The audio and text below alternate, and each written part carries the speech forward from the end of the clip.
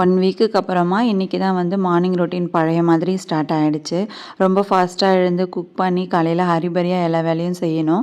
அடுத்த வாரம் annual exam start ஆகுது. அதனால் இன்றைக்கி பார்த்தீங்க அப்படின்னா காமன் லஞ்ச் மாதிரி வச்சுருந்தாங்க. சிம்பிளாக என்ன செய்யலாம் அப்படின்னு யோசிக்கும்போது எனக்கு டக்குன்னு இது தான் வந்து தோணுச்சு. அதனால் இதையே நான் வந்து செஞ்சு கொடுத்துட்டேன்.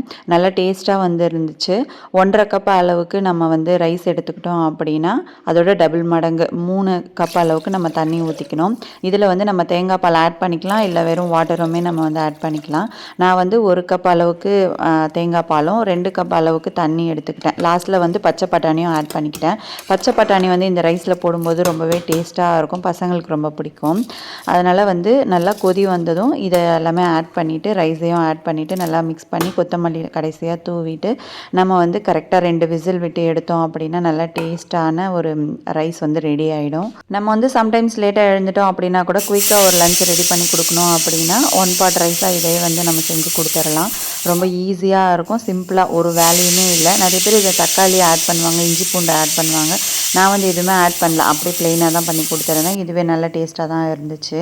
அதுக்கப்புறம் சைட் டிஷ்க்கு வந்து காலிஃப்ளவர் ஃப்ரை மாதிரி கொடுக்கலாம் அப்படின்னு சொல்லிட்டு தான் சுடு தண்ணி கொஞ்சம் வச்சுக்கிட்டு அதில் வந்து மஞ்சளும் உப்பும் போட்டு இந்த காலிஃப்ளவர் எல்லாத்தையுமே வந்து கொஞ்சம் நேரம் இது பண்ணி வச்சுருந்தேன்.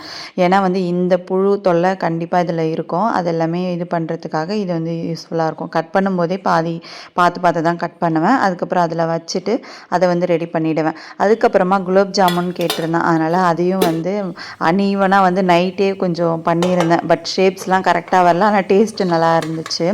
அதுக்கப்புறம் பார்த்திங்கன்னா இந்த காலிஃப்ளவர் நல்லா வந்து வடிகட்டிட்டு இதில் பார்த்திங்கன்னா கொஞ்சம் உப்பு, மசாலா ஐட்டம் நமக்கு என்னென்ன தேவையோ அதெல்லாமே ஆட் பண்ணிக்கலாம். அது நம்மளோட விருப்பம் தான். ரொம்ப சிம்பிளாக தான் இன்றைக்கி வந்து எல்லா ரெசிபிஸும் பண்ணி கொடுத்துருந்தேன். இதை வந்து நல்லா மிக்ஸ் பண்ணிவிட்டு எண்ணெயில் போட்டு பொரித்து எடுத்துட்டா நமக்கு வந்து ரெடி ஆகிடும். காலிஃப்ளவர் ஃப்ரை வந்து ஒரு பக்கம் பண்ணிக்கிட்டே வந்து குக்கரில் விசிலெல்லாம் அடங்கிடுச்சு. ஸோ ஓப்பன் பண்ணி பார்த்துருவோம் அப்படின்னு சொல்லிட்டு ஓப்பன் பண்ணியிருக்கும்போது ரைஸ் வந்து ரொம்ப நல்லா வந்திருந்தது.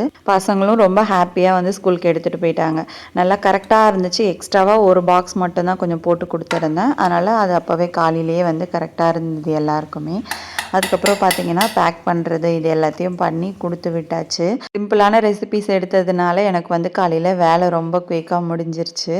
அதுக்கப்புறம் பார்த்திங்கன்னா பசங்களை கொண்டு போய் ஸ்கூலில் விட்டுட்டு வந்து ரிலாக்ஸ்டாக பார்த்திங்கன்னா தலையில் எண்ணெய் வச்சு கொஞ்சம் தலை குளிக்கலாம் அப்படின்னு சொல்லிட்டு நல்லா மசாஜ் மாதிரி பண்ணிவிட்டு கால் வந்து ரொம்ப பெயினாக இருந்துச்சு. அதனால் பார்த்திங்கன்னா கொஞ்சம் சுடு தண்ணியில் உப்பு, மஞ்சத்தூள் இதெல்லாமே போட்டு ஒரு 15 மினிட்ஸ் கிட்ட வச்சுட்டு இருந்தேன்.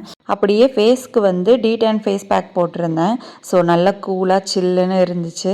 கொஞ்ச நேரம் அப்படியே ரிலாக்ஸ் பண்ணிவிட்டு அதுக்கப்புறமா அடுத்த வேலைகளை ஸ்டார்ட் பண்ணியாச்சு.